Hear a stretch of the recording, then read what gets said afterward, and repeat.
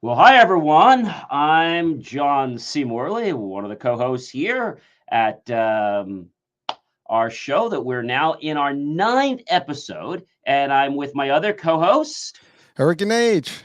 and together we are Double impact, my Double man. Impact, baby. Yes. Number nine. Can you believe we're going to be turning the Big Ten next week? Small I'm going to break steps. out the bubbly. I got to tell you. Well, which one? We got to pick one. I like the Proseccos, to be honest with you. All right. All right. Listen, I'll let that, be your choice. You pick, and I'll be with you. How about that? Sounds good to me. All right. All right. So, da-da-da-dum. You So guys what's know going we're totally unscripted. There's nothing up my sleeve, nothing in my shirt pockets, nothing. We didn't script, we didn't talk about anything. We just knew that we were coming here at 7 o'clock live tonight. That's it. And we did promise that last time, right? We said that Yes, we did. we were testing it. This will be our first live direct, not pre-recorded. So going forward, this is going to be the way to do this. So now we can't make any mistakes. Well, no, I mean this is the whole idea. This is but not about mistakes. We're human. We can make mistakes, and Absolutely, maybe absolutely. maybe let's talk about that because people are so tight about that stuff, right? Like, oh my God, why I said it It's wrong because people are going to it's judge me. it's live, if you say something wrong, no one's gonna die. The show must go on. I've been doing live for many years. In fact, when I was doing radio many years ago, and when I got on my first live, I was like, oh my gosh, I remember doing my first cable show for OBC or Riccio Broadcasting cable back when I was in. I think it was actually when I was in grammar school and some of high school, and it was a little bit daunting when I got behind the camera and I had to learn two interesting words: truck and pan. So pan has to do with the camera, but if the director said that they wanted you to pan left, so pan the camera left, that meant that you needed to go right. If they said pan right, you needed to go left. So you're probably saying, why the heck didn't they just say what they meant? No, because what they were doing is they were directing the camera what to do, and you had to make the camera do what they needed. Then there was something called truck.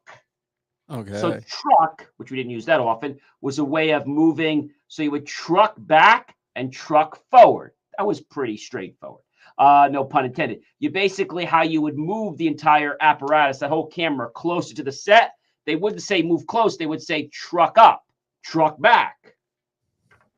Lingo, man. That's the jargon, right? That's the It business was the thing. jargon, but the point was that the first time we went live, and I was behind the camera, like, okay, we're going live. I'm like, okay, so like, be careful here. We're live. What should you doing? What should you doing for him? We're fine. Just watch what you're doing. We're live right now, buddy. We're live. Like, I know. Chill. Just chill. Well, again, you do live, I do live, and there is a level of, I guess, just a bit of anxiety before you get started. At least in the first days when you first start these things, No and it's more. No yeah, more. HH. well, yeah, I mean, I guess we pros at this now. Is that what it is? Just point. Where's the camera? Where's the camera? Where's the mic? Let me just have that. I That's it. love those people that come on, and we'll get them sometimes. Hope we don't have any tonight. They come on and they don't have nice things to say, and they have comments that are unsuitable for work. So I Yeah. usually take them. I don't broadcast their comments, and I usually say, we have some people here that think they know a lot, and they think it's fun that they can actually put these X-rate obscenities into our show. And isn't that just terrible? How many of you guys think that's terrible? So I'd ask the question. I'm like, don't we just wish they would go away? I wish their feed would just drop.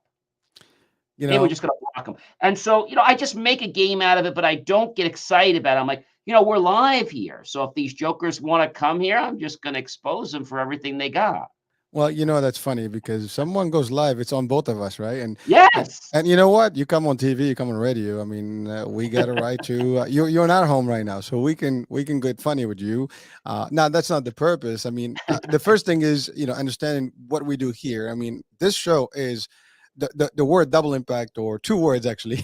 I wouldn't make the mistake that happened today on the news. I think. So I'm not going any further there. So it is two words, double impact, and it means what it means.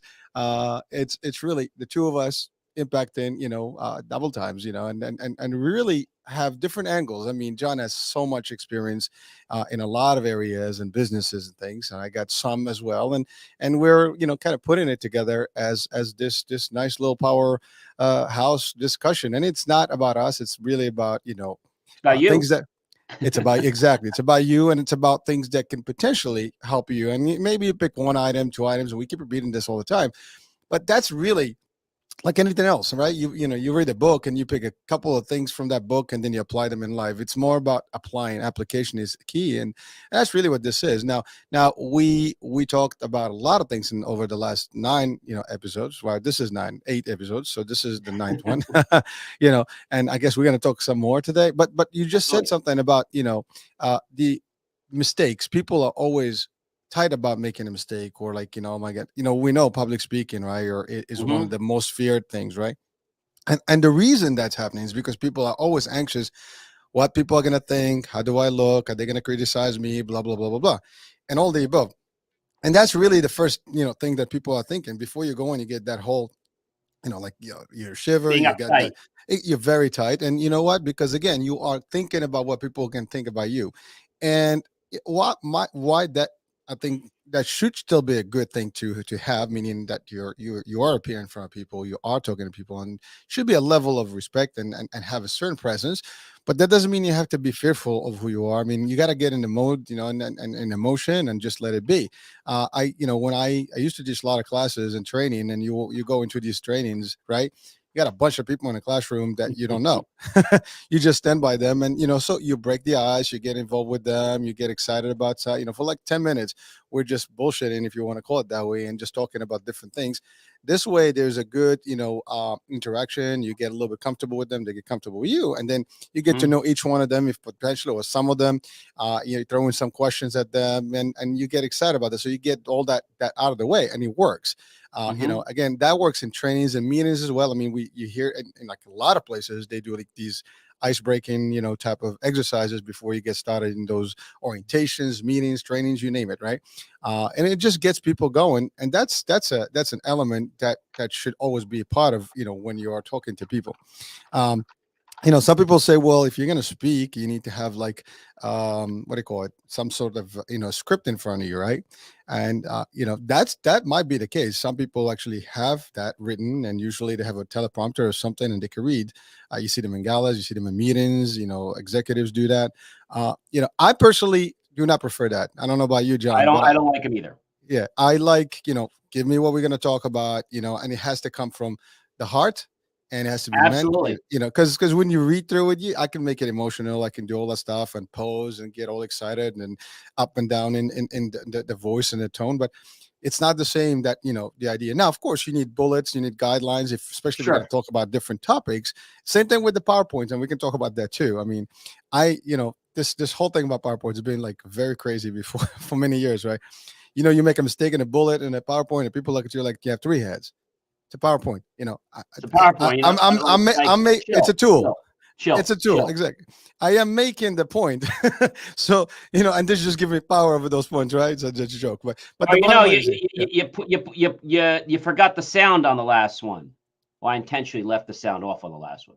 Oh, Yeah, exactly. Oh, like, well, you did a whole PowerPoint, you worked, for days, whatever, and then for what? You're just gonna talk about it, right? So you can literally have them in bullets without having a PowerPoint. It just looks nice and exciting, did and you even pay attention to my presentation? All you'd be concerned about is the dots and this and that. But did you even listen to the content? that's the problem. And they look at the font. Oh, we don't like the font. Maybe you should have moved. Use this font. It's better. You know, that's for the I don't artists. like They the can do that. color either. I don't like the background you used either. Well, listen, if you Why'd come, you make that graphic? I know. Don't I hate when that happens? And some people go really crazy about that stuff. I mean, they're so meticulous about it. Like, oh my god, it's like something's off. You know, chill, relax. PowerPoints don't. Then they don't make the business. They're Well, when I just a tell people vehicle. afterwards, look, so for those of you that are here to actually, gain knowledge from my presentation, fantastic. For those of you that want to dissect the PowerPoint, I'll be crackling a bottle of whiskey afterwards, and we can sit down and get hard about what's wrong with the PowerPoint. Okay. But for those of you that want to learn, let's talk about why we're here. I love it. What? But so that's another. There's another thing, right? So you have a PowerPoint. That means you're presenting some elements, right? Some topics or Yes. discussion of Yep. bullets. But Yep. Yep. now, Yep. if I just read those bullets, what's the point, right? I mean, the idea those are like you're just headlines. This is what I'm going to They're talk about. The they're guides, markers, right? I mean, do exactly. you read every exit sign on the parkway? No. You kind of get a gauge for, okay, we're in the 20s, we're in the 150s, 140s. Well, I better slow down. I'm almost at my exit, right? You don't watch every number. You hope they're in order. Except there was one place I went to where the exits were actually out of order, 4 or 5 of them, because they renumbered them in a weird order. I've seen those before. I'm like, how did 60 get how did we get now there's an A, a B, and a C? Where'd that come from? Like that wasn't in the GPS. Are you talking about the Garden State? Yes, the Garden State. That's yeah. Yeah, I remember. I remember those. I'm like, what happened to those ones? But again, Especially in the 90s when I went down the shore around the 99 two. Now it's an A, a B, and a C to really screw you. yeah. But we're talking about information.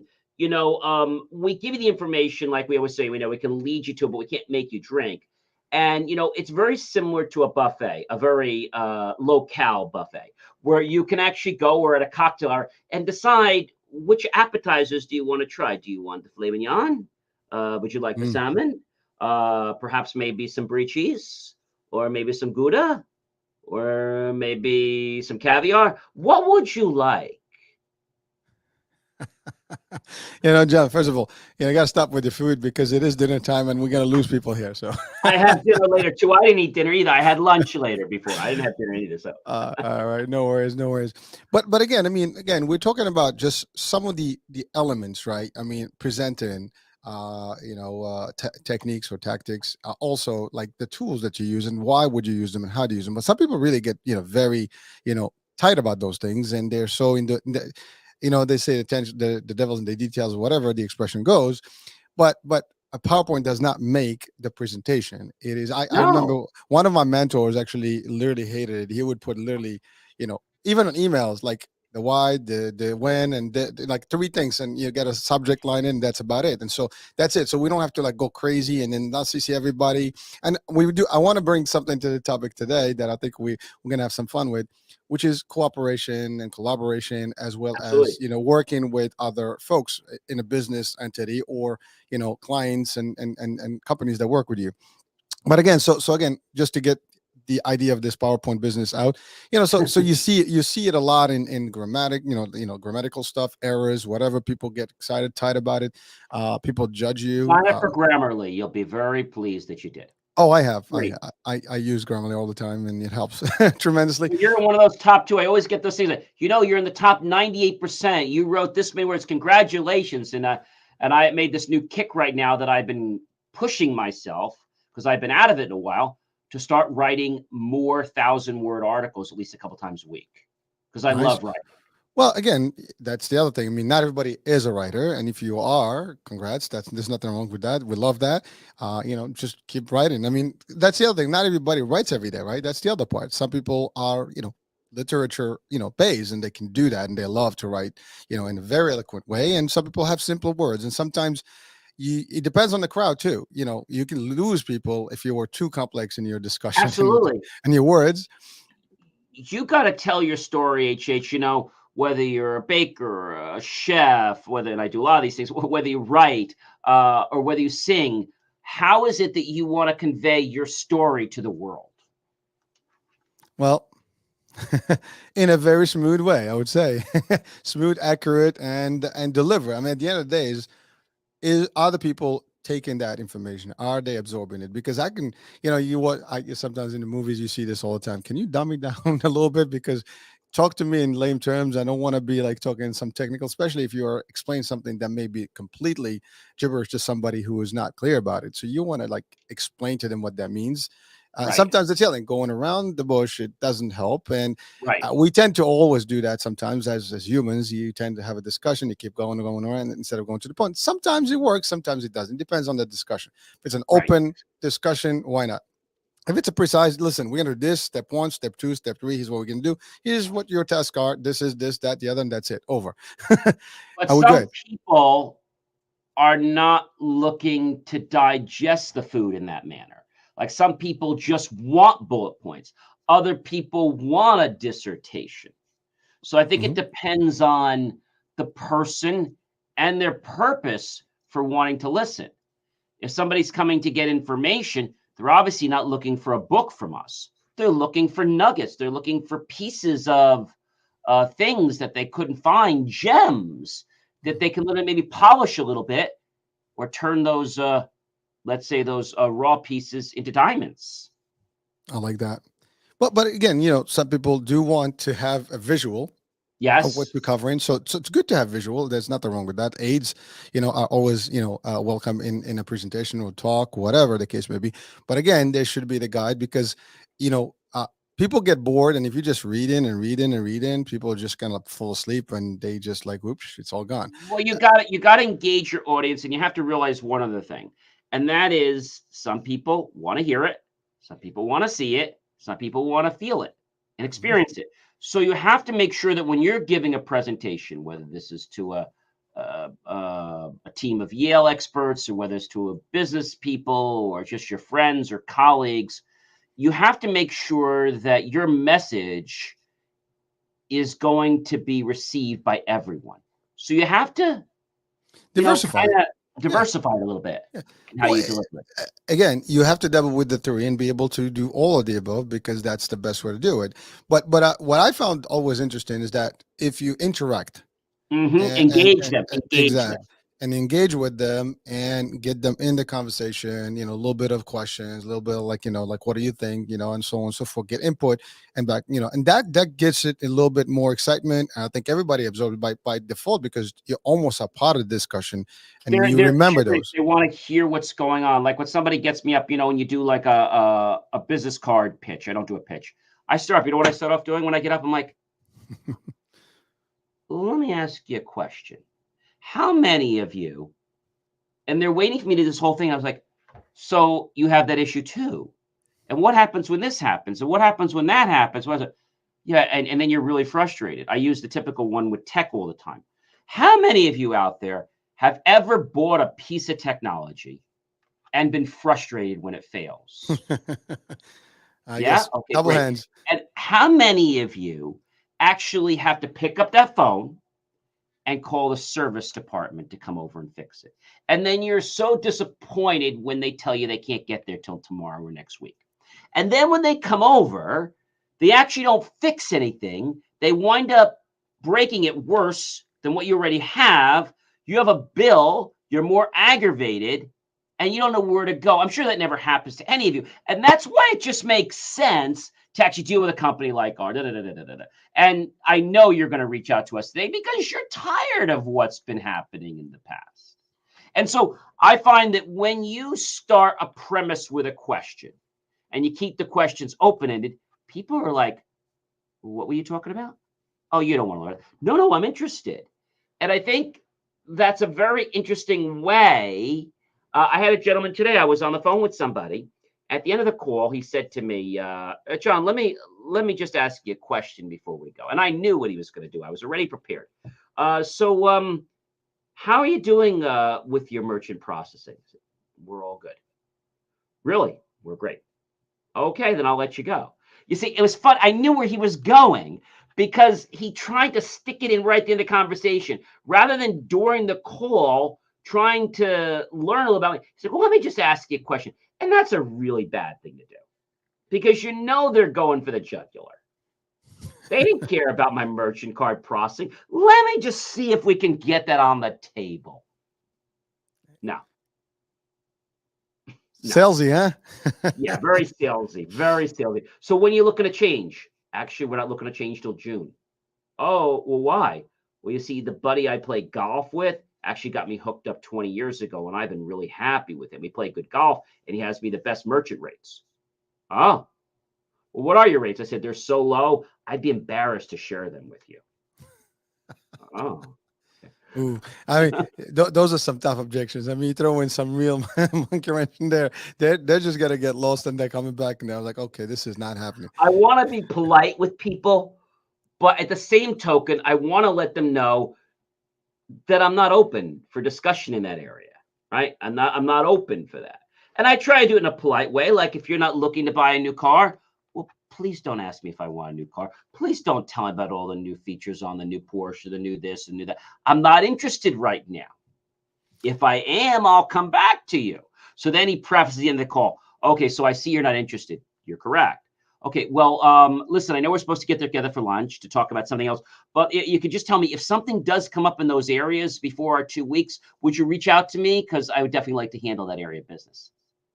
I said, nothing's going to come up in the 2 weeks. Don't worry. Okay, but if it is, just make sure you email me. Yo, dude, you are such a tough customer, man. I'm not bad. You understand what I'm saying? It's like, you know, I don't want to be sold. You don't want to be sold, right? We want to get value. So he says to me, what do you do for your clients? I said, well, I produce over 500 videos a month for free. And I get out education. And I'm involved with 3 shows, IFYL, JMore Tech Talk, Double Impact. I'm about sharing information. I was on the phone today with a large media advertising agency. Tell me, oh my gosh, you're great at what you do. Yeah, I really believe in what you do. And told him how I got started, how I fired one of the largest companies. And he says, I embrace everything you do. He says, you really understand social media. I said, yes, I do. So he wasn't going to try to pitch me.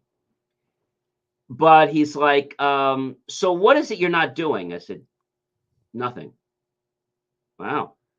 And he's like, do you tie everything in? I said, yes. I said, I even started writing articles now a couple times a week because I knew one of the things we always talk about is SWOT, strengths, weaknesses, opportunities, and threats. And you know what one of my weaknesses was? I was being too lazy and not writing articles. But when I started writing articles and I started putting that picture in there, like one I wrote was bad actors are after your data. And I have this college kid with his tie. Like, I had another one. Do you know how to network? Or do you just show up and come for the free food? Like, do you have a plan when you go to a network? Do you know why you're there? People don't just go there to get business. They might go there to get talent for their business. Why do you go to a networking event? And what's your plan? And what do you do when somebody keeps talking to you for 5 minutes when you want to move on to somebody else? How do you politely say to that person, I had enough of you, but in a nice way? So here's how I do it. I say, I really want to get to talk to some other people in the room. I'm enjoying our conversation, but there's a lot of other people I want to talk with. And before I do that, would it be okay if we exchange business cards so we could keep in touch? Now, notice I did 2 things. One, I politely interrupt the conversation to let them know that there's other important people that I would like to get to know. And would it be okay if we exchange business cards? You see, a lot of people today, and you probably can agree with me, they just throw these things at you, right? They don't ask, hey, take a business card. They're 5 cents. No, I don't want your business card. I want you. I want to know what you do. I want to learn about you, not your business card. Well, that's you're touching on a lot of very super stuff that Unfortunately, I touched on too many things. yeah, yeah. Well, I mean, we can, again, this is all tied to the same discussion. I mean, we're talking about presentations, Is talking it? about, Okay. yeah, I think we can tie it all up. So, because this is all about business, right? I mean, and these are all the things that we do. I mean, you present, you talk, and Yes. how you Yes. connect, how you pitch. I mean, we're also in business and sales. I mean, if you're in business, you're in sales, right? And part of sales is pitching, how to do, when to do it, understand your customers, how to approach them correctly. And to your point, a lot of people come about it the wrong way. They just hit you and they pitch you and they just like blah blah blah, and that's not necessarily, like, to your point, you want value, but to get value you also want to establish the needs of these people. You're not going to sell them something. People buy when they want to buy. They buy when they have already established their need and they know what they want. And they have a problem. Yes, and you're So resolving. people don't buy unless they have a problem. The big thing I talked about a few weeks ago was we have to attract, we have to engage, and we have to delight. Okay, that's one thing. But before we can do those 3 things, we have to understand the buyer's journey. Okay? Yep. And the buyer's journey is where most people in business, they go wrong. All right. So real quickly, not to give you a whole dissertation on this, there are 3 stages to the buyer's journey, and you can't go to the attract, engage, and delight, which is part of the process, until you understand the buyer's journey. So first thing you have to realize is the person or prospect has to become aware of the problem. Now, you don't show up yet. They have to become aware of it. You don't even appear. You shouldn't even be near them. They have to do a self-discovery. When they become aware, then maybe they start seeing some of your interesting content about a problem. And now they start to consider solutions for the problem that they realize they have. For example, you have somebody that doesn't want to go up and down stairs anymore, right? They live in this huge mansion. They can't go up and down stairs. What do they need? They need a stair climber. They need an elevator. But you don't sell them an elevator. Start looking for, now you know there's an issue. So what do? Buy another house? Do I buy one with an elevator? Or do I get an elevator for the house that I already love? So now that I kind of understand that market, I can start saying, gee, well, people of all ages, want to climb multiple floors. And they just can't because of what they do during the day. And this is why it makes sense to look at an elevator that actually will bring you years and years of benefit. Now, I don't sell elevators.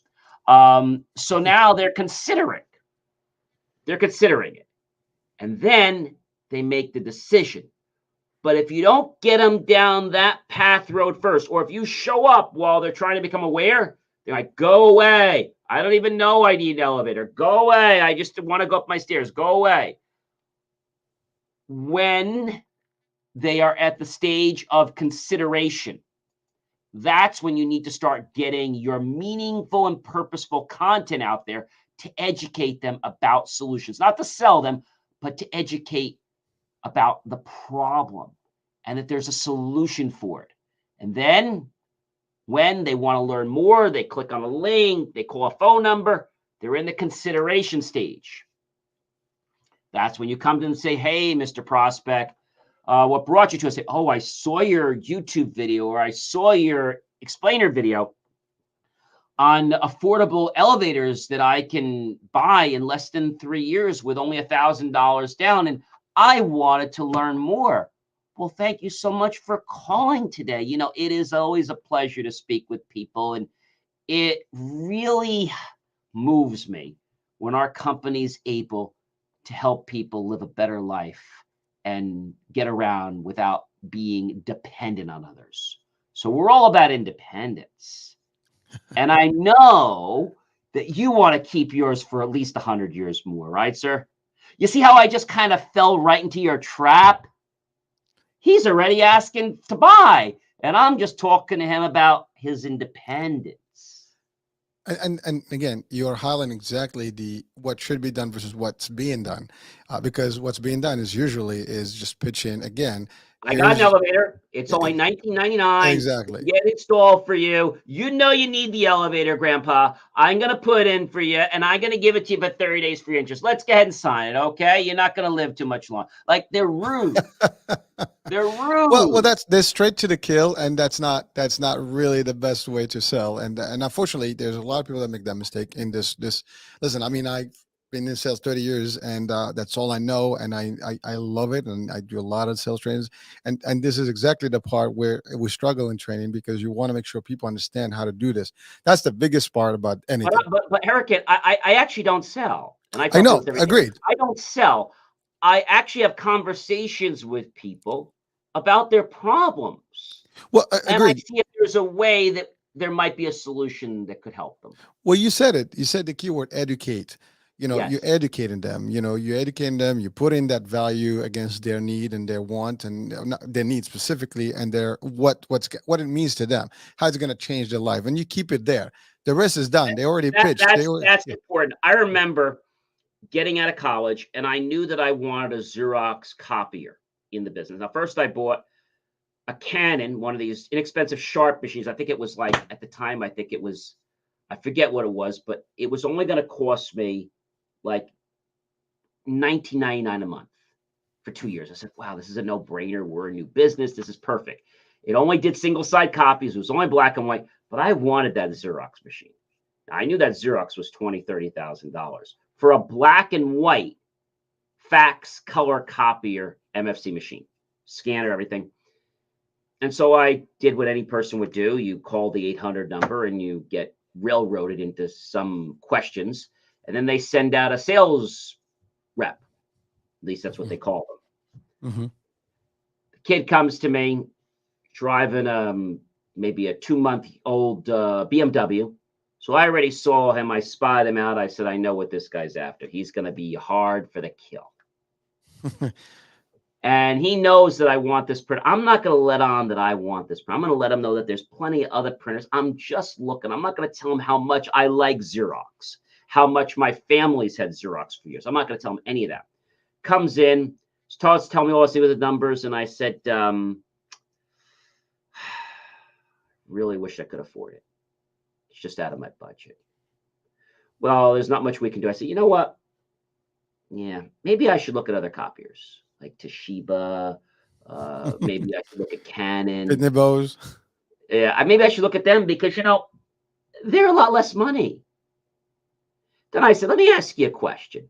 I immediately took the defense. I'm like, how long you been with Xerox for? Oh, 3 months. So you just graduate. What college did you go to? Oh, William Hill, very good school. That's new people graduate. Amazing. So what made you, and this I got right into this, what made you want to become a salesperson? He's like totally disarmed. He's like, what made you want to?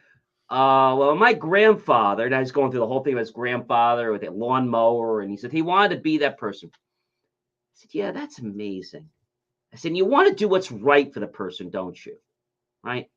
And if the person can't afford what they're offering, like if your grandfather couldn't buy that lawnmower, what do you think he would have done? Well, he would have been devastated. I know. So you always want to have something for everyone, even if they can't afford the Maserati. And I know you want to put a big commission check in your pocket. I know. Believe me, I know. I know the payments on that vehicle are not inexpensive. So here's what I'm proposing today. I'd like to proceed with you, but my budget's only $19,500. So all I have in my budget. So maybe we can trim some features off the machine, and we can figure out what we need to do to get into my price point. He's looking at me. Well, I don't do. He was getting this whole thing. I said, you know what? Sounds like you're pretty stubborn, and I can admire that. But I'm going to shake your hand. I'm going to thank you for your time, and here's where I'm going to show you the door. He said, what just happened? I said, I think I'm thanking you for your time, and I don't want you to be late for your next appointment. He it was like he went through this lucid dream. Like, what the happened there? I asked you for a concession. You didn't show that you were able to do that, so I'm just asking you to leave. Oh, he didn't even see it coming. Like, I gave him the chance, and he said, no. He's like, so I just let him out. And then the sales rep calls from corporate, said, whatever happened? I said, funny thing, you got some great salespeople. They're programmed at the 30 and the 50,000. I think that's great. But companies like us, see, we just don't have that in our budget. We only have 19,500. We don't have 22,000. So we're probably going to look at other copiers. So was the price the only issue? Yeah. And I was willing to take a smaller machine or take things without features, but you guys, I guess, just don't have a machine for 19,500. Oh, we do. Of course we do. Well, he said you start the machines at like 20 and 30. Well, in this series, but we have another series. Well, I mean, I don't want to waste your time, but if you have a rep that wants to come out and talk to me about that machine, guy comes out talking to me about that machine, strangely, talks about that machine, but now they're running a promotion this week, and the machine I wanted was only $100 more this week. So the machine he was trying to sell me for $20,000, I got for $19,600. Isn't that interesting? John, it's funny. you talked about, the pitch and how the discussion goes, and you pointed a couple items. First of all, you mentioned somebody who's brand new into the sales field, and you know, uh, the, I think the word salesperson or salesman is an old word, and it's been used for a long time, traditionally. I mean, we ought to change that name these days to advisors and consultants, because really we advise, and that should be what we do: educate and advise more than anything else. The pitch itself is just educating people about what we have and how that matches their needs, and to your point, the value that we have for them to resolve whatever problems they have. It's really what it is. But you're right. People are, sometimes motivated by commission. I mean, there is a statement that says commission is motivation. And that was something I've used for years, especially to push sales. But again, so you have somebody new in sales. They have a target. They have a manager who's riding, very hard, to get those numbers, up there. And ultimately, they have also a new car. You just said it. I mean, there's some liability that they have to manage, and Yeah. there's some overhead there, and therefore they're going to be a little bit more on the aggressive side. And sometimes, that's where the mistake is made in this world, and at least in our type of business, trends. The idea is that you don't do that. If you do it right, and you help the clients resolve their issues, everything else will fall in place. You will get the commissions. You get plenty of them. You get referrals. You get the whole nine. So forget about that hard sale. Forget about, like, shooting to kill right away, get into it and try to close right away. You got to get all that stuff correctly, but you have to have the right timing, the right maneuver about it, and be able to do it smoothly. People they'll tell you, just, I want this. But if you come in the wrong way, it's not going to work. And that's, unfortunately, And some two people weeks do. later, after my machine was delivered, I said, "How's Ryan doing?" Ryan, Ryan, the sales rep. Oh, he's no longer with Xerox. I He's not with us anymore. Oh, Was that so you? no, You no, no, did no, it. that wasn't me. I think what happened was, not just my situation, but I think other people might have complained. And I think, when you're going dealing with a Fortune 500 company, they don't have time to be sold. They want a spec, they want a value, they want a good price. They're not here. You start selling me, there's the door. See the door? There's a door. I got plenty of you. I can toss you out. I can get 100 copier salespeople.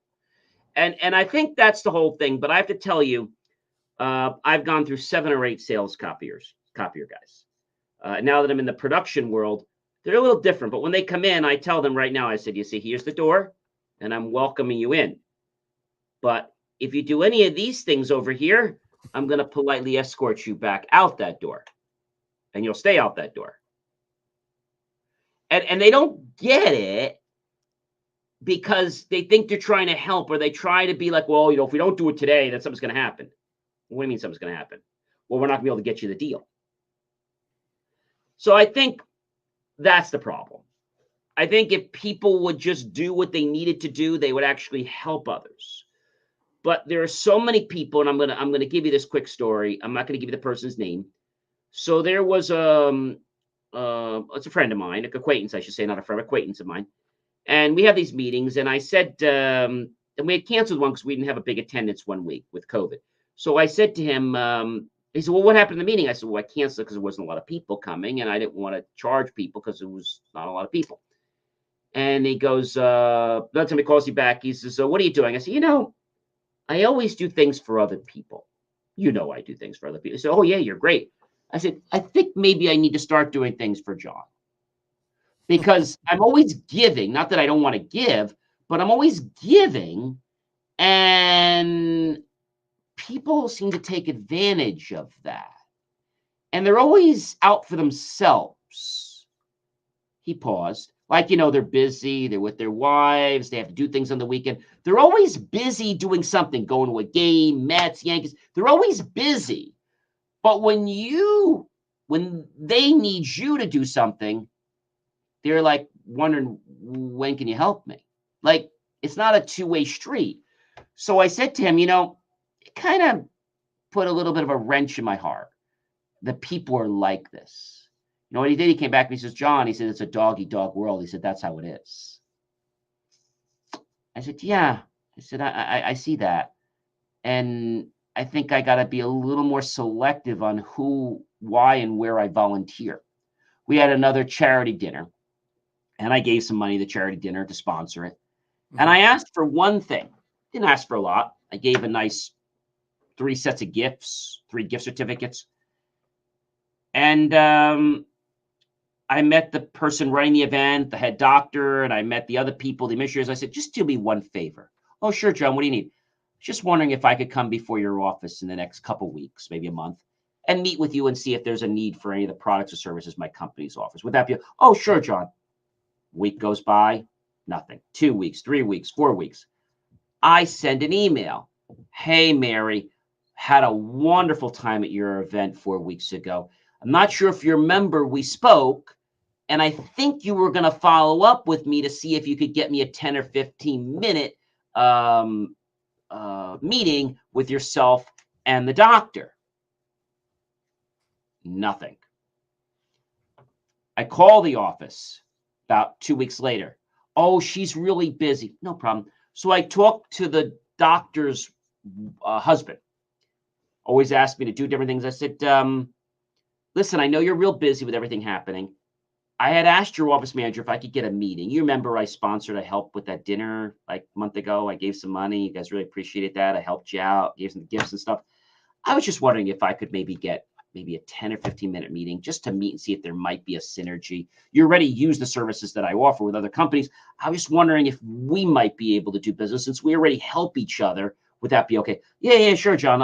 Let me talk with her and we'll get back to you. 2 more weeks go by. Nothing. You know I'm not asking anymore. But you also know that when they come by and say, oh, John, we got this wine dinner, we got this charity dinner, going to be away that week, or you know what? I just checked. I'm all budgeted out for the year for charity events. Oh, we know it's a really good cause. I know. You know what happens? I give to all these events, and then unfortunately, it doesn't really come back. So I'm just tapped out right now. Okay. Yeah. Oh, I like that news there. That was good. That was a nice little. That was a nice little. That was a side one. I I'm felt not that one trying a to be bit. nasty, but I think you have to be a little bit cognizant. Like I printed some bags for a group for a dinner tomorrow, like 300-400 bags. Didn't charge them a penny. I'll do this once. 100 some business owners, I'll do it once. But I said to them, if I don't see some type of return, doesn't have to be the entire coverage of my bags, within 2 or 3 months, please don't ask me to print bags for you again for free. I'll give you a good price, but don't ask me to print them for free. And I think they get it, but I also believe that there's still people out there, HH, with their hand like this, not like this to shake your hand. They're out like this, okay? And it's not for a mint, okay? And it's not for a quarter, all right? It's out for how much blood can you give us? And that's not nice to say, but one of the things I've realized in being in business a lot of years is that we're all good business people. We all want to help. We want to give back to our community, which I think there's nothing wrong with. I think sometimes, though, we have to be a little selfish and realize that when you're doing all these things, what are you doing for yourself? Are you prioritizing things enough for yourself? Or are you always giving? Because what I've learned is if you're always giving, and I'm not just talking about resources of money, I'm talking about time, I'm talking about effort. If you always give, and I'm not saying not to give, okay?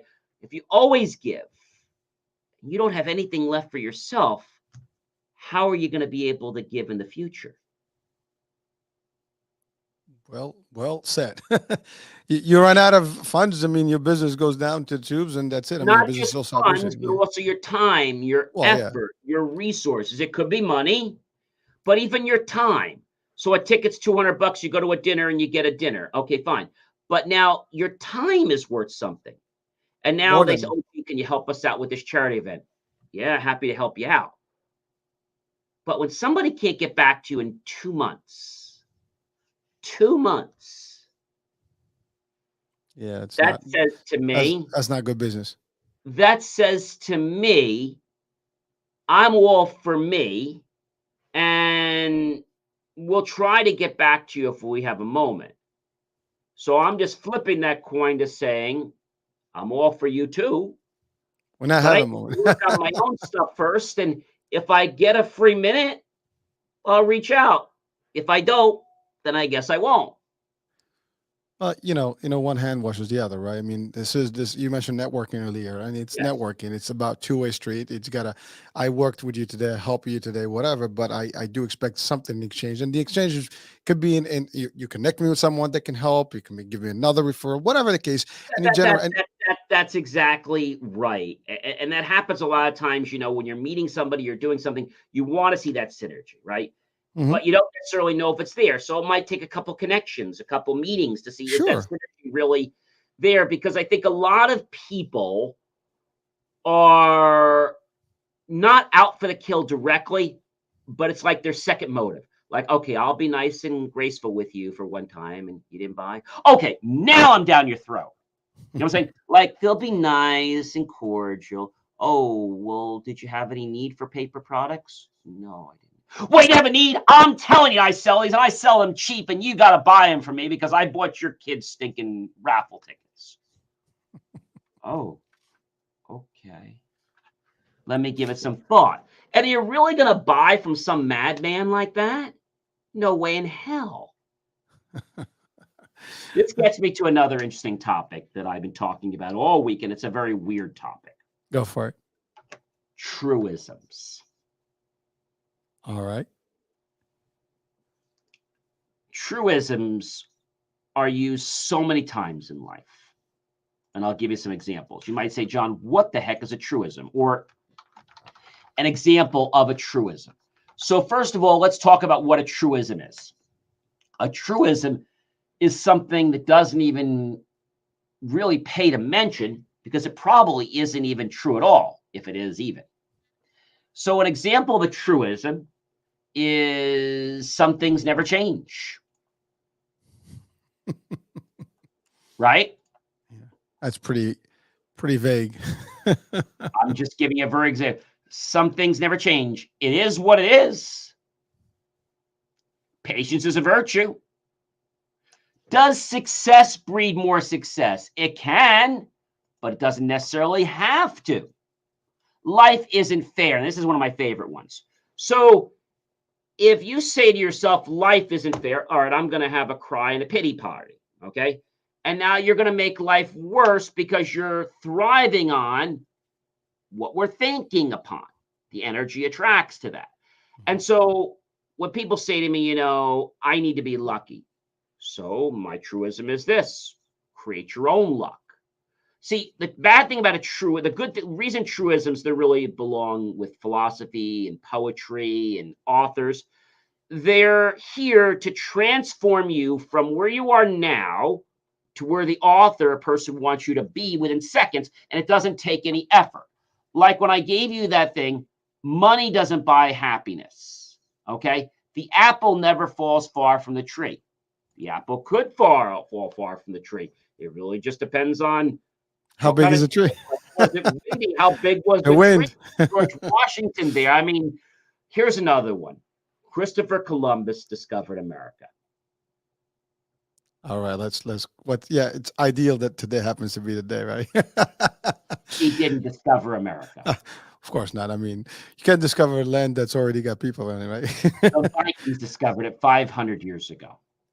Well, yeah, I mean, well, there is the history, and there's the history that's being taught. That's another story, and there's, we can always talk about how that's always shaped in a different way depending on who wants what, right?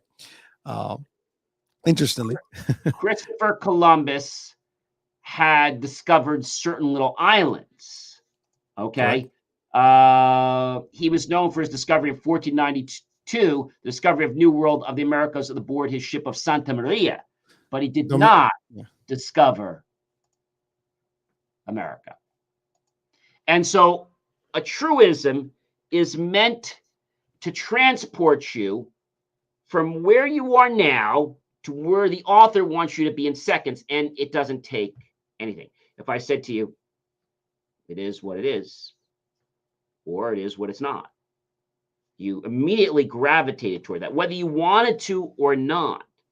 Okay. If we stop eating, we'll lose weight. I'm sorry. Okay. Gee whiz, that's good. I love it. So if you stop eating, okay, you're not going to lose weight. You're actually going to gain weight. Okay. But I have another one. You know what this other one is? I'm all So ears. people that are married, I'm single, people that are married, they always say this is a truism. We always put the ring on the index finger of the left hand. Do you know why? No idea. I don't have one on, so. Okay, because it is the only. I'm just listening. We always put the wedding ring or the engagement ring on the index finger of the left hand because it's the only finger that has a vein connected to the heart. Hmm. Now, that sounds very plausible, but if you do Sure. some medical research, you'll see it's all crock of bull. Every finger has a vein, which means blood is carried to it. Every finger has an artery carried away from the heart, right?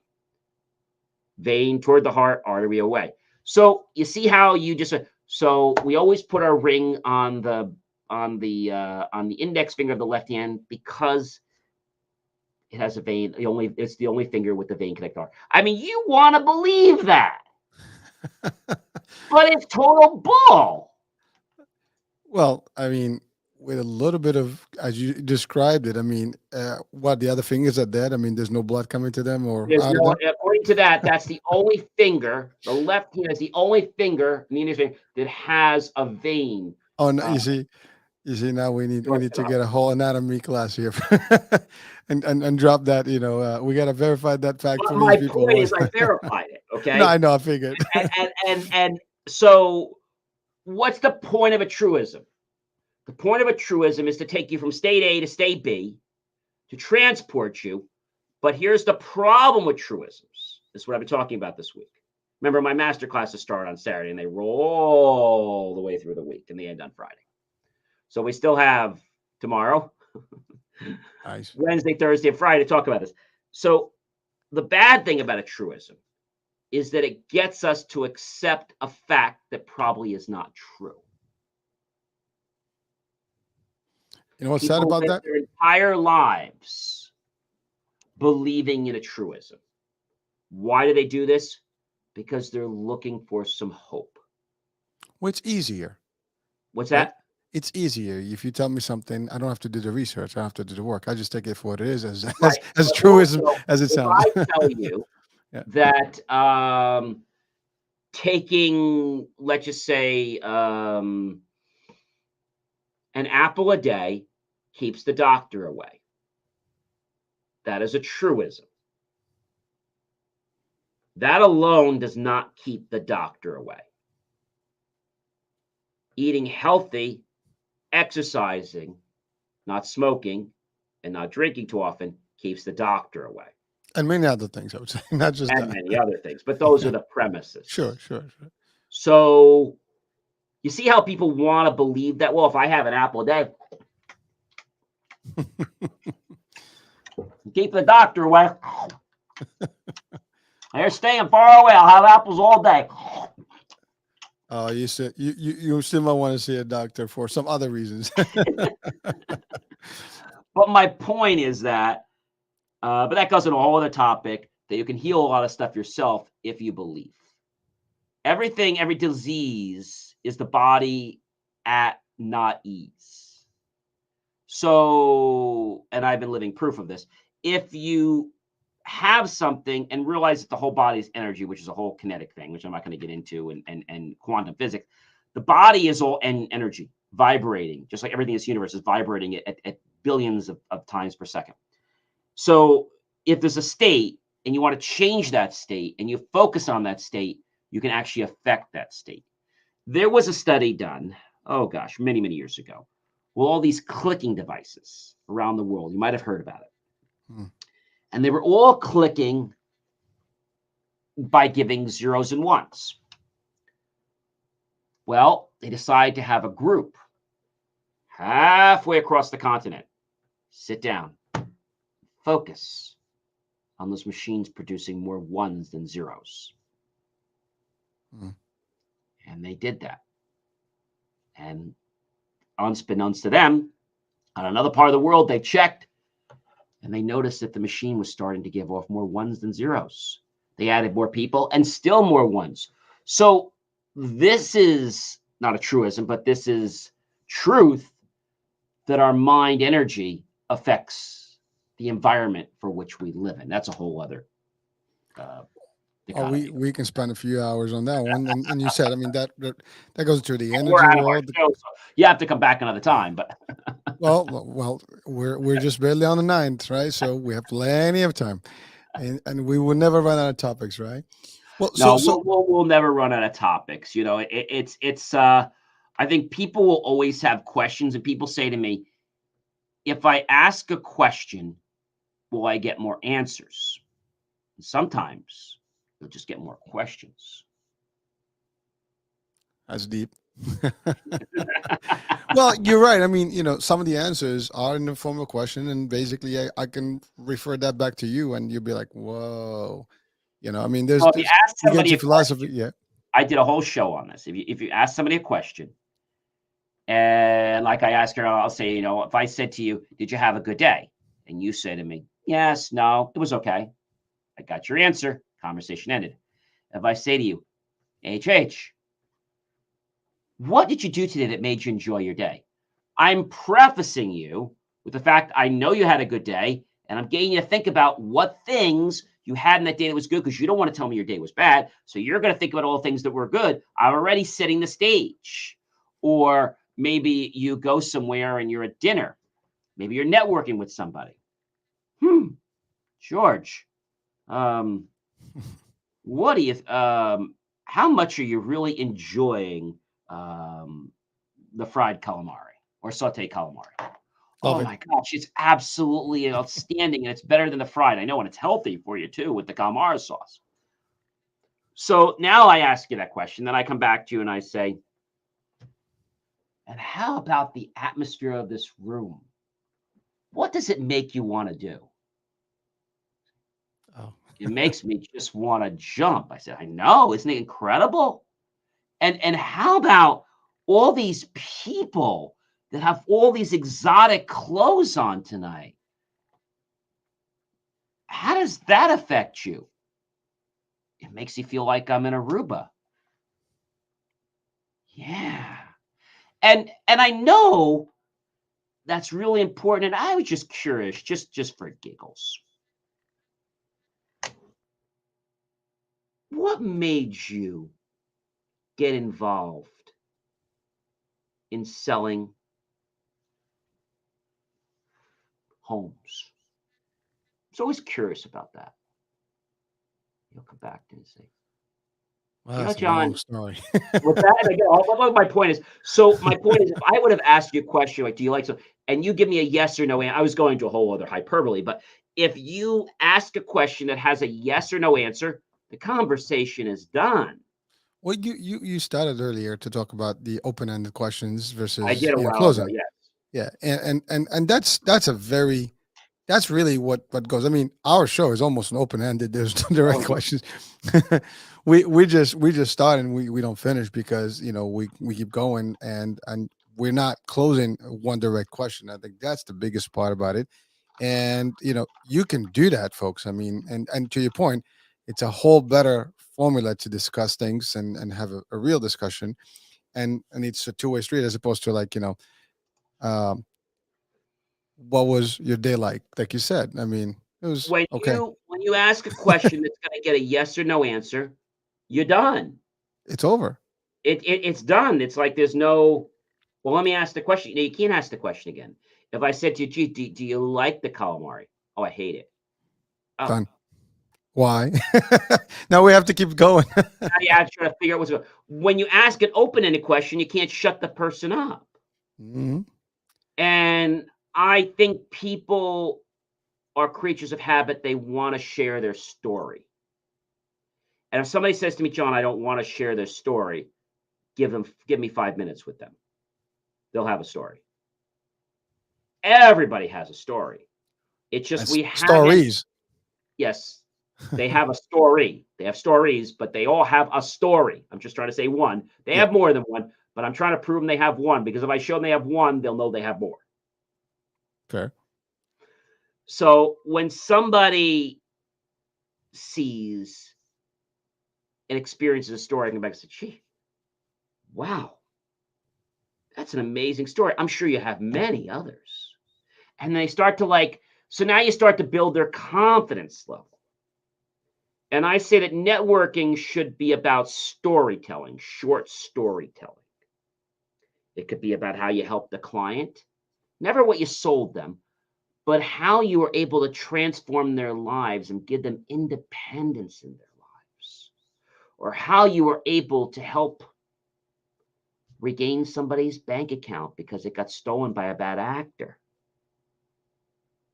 Hmm. You know, they always say in the media that if it bleeds, it leads. But when you deal with people, they don't want it to bleed. They just want to know how you made the difference in their life. The media And that, prints what bleeds. People don't want what bleeds. They usually stay away from what bleeds.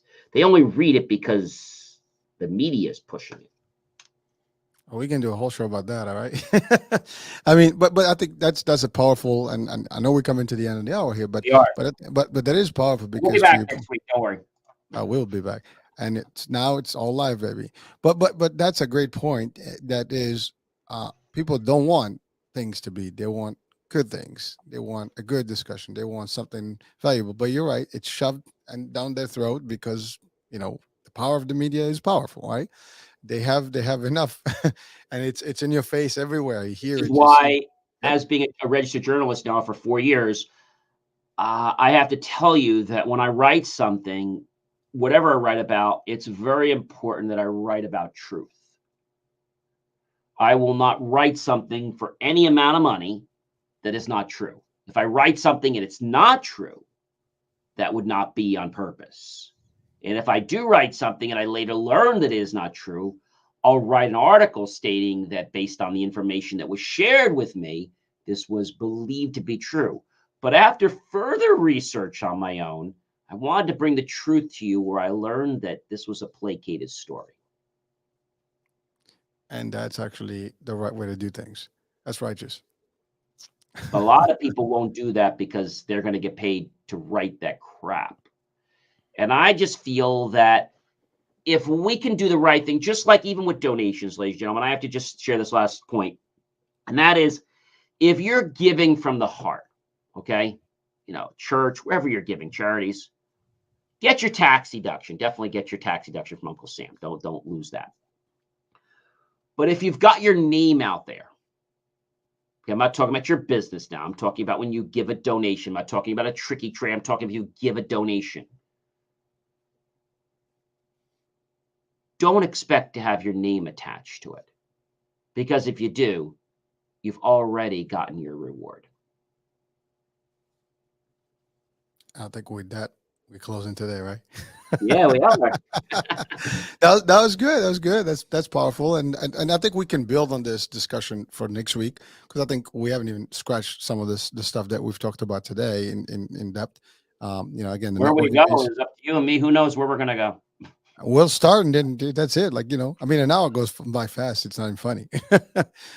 At least there's value. I hope that people see the value and they'll pick. And when we get to the holidays, we're going to try to do a little longer of a show so those of you guys can come and join us. We'd like to do a a little longer of a show and get some topics maybe that are plexing people around the holidays. Maybe we'll do a special holiday mix or something that talks about things people are challenged with around the holidays. I like that. I do Actually, too. that's good. Well, it's only going to the holidays from now on, right? So it's all coming up. It's gonna be back to back to back, and sometimes I have to say I love this season. Somehow it is. I love the summer. Don't get me wrong, I but love when those leaves are now starting to get in their peak and they're starting to change those beautiful reds and yes, ambers. I know. And this might be the last thing I have to leave with the last thought, and that is with the changes of the leaves and your life, Are you ready to make a new change, to bring out a new success in you? As the time of our leaves are changing with color, are you ready to turn over a new leaf to become a new you? That was good. That was good. That was like a good ending story there. I love it. Ladies and gentlemen, I'll give you John. I'm John Woohoo! Signorelli, serial entrepreneur, and I give you. I'm sorry I had to do that. I give you. Hurricane Maybe H. the Aladdin's Untrapped the second time. I give you. Hurricane H, double impact. I don't know. And together, we're We are double. double I don't want to have to impact. do the Van Trap. Where did they go off to the cast? Have yourself a great rest of your week. Check out all our great content. You know we've got it for you. We love you. Thank you for watching us. And we'll see you on another show real soon. Next week. Bye for now.